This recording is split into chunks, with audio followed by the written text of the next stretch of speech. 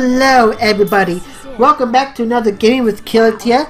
For today we'll be talking about Super Dimension Neptune vs Sega Hardgirls. Which I gotta say, the title is kinda lie because it doesn't star Neptune, it stars IF. Heck, Neptune's not even a co-star.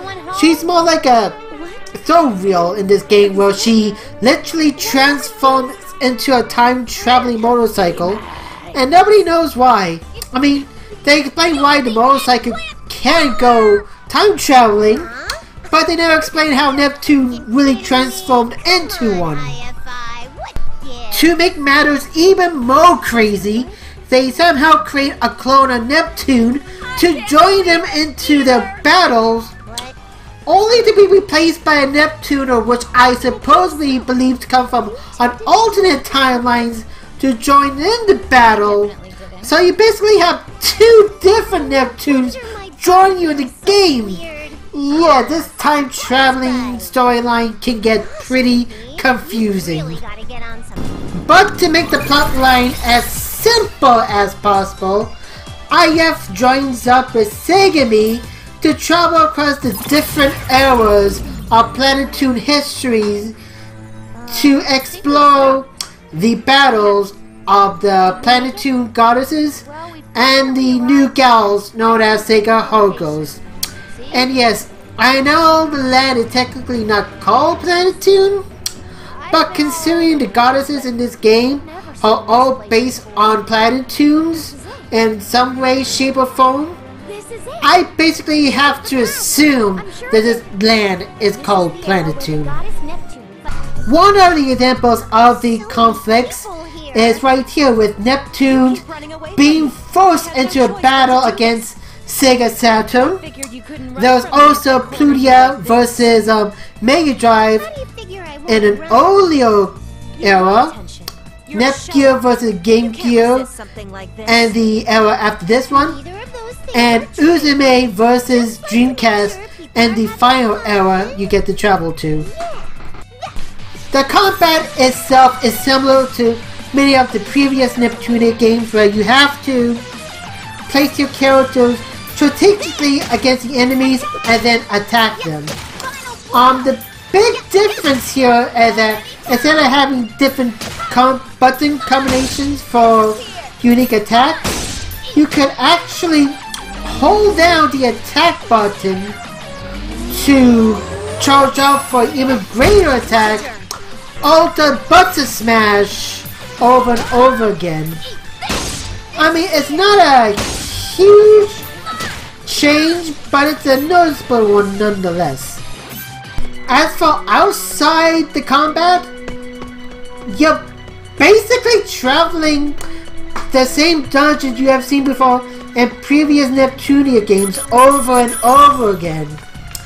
I mean, I get they want to create some kind of continuity, but wouldn't it be nice to be in a different style first and not the same one we've seen in like 5 previous games beforehand? Now they do try to spice things up a little bit. You're able to dash, run, use these ropes to climb over huge gaps in the stages that they added, which normally would have been like transporters in previous Neptunia games, but whatever. And you can even crawl into tiny holes for the glorious view that is IF's Gluteus Maximus. And for the few new stages that they have added into the game, I do have to say they look fantastic. Probably the best this game has to offer, but of course, if you even want better graphical eye candy, you're probably better off playing the PC version and not the PlayStation version that you are seeing here. As for the music itself, pretty standard for the Neptunia series, and the voice actors that have been with the game since the very beginning always does a superb job. However, the voice acting for the Sega Hardgirls themselves, I honestly felt they could have been a hell of a lot better. Honestly, I don't like them at all. So, would I recommend this game?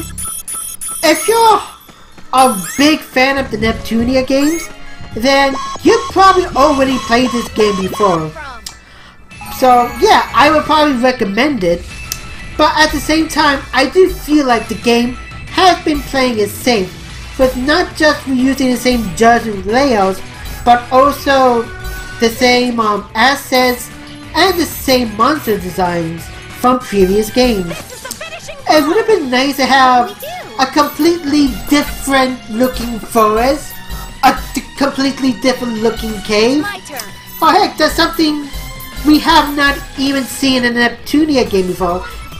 And I don't mean adding in like one or new different dungeons, like something completely different. My final rating for Neptune vs. Sega Hard Girls is a C. It's a decent RPG, can be found at reasonable prices for the Vita and the PC, and some of the changes that Idea Factory tried to do weren't too bad, but I just hope in the next Neptunia game they try to do even more to spice the formula up a bit. To the Killatea, signing off, hope to see you next time.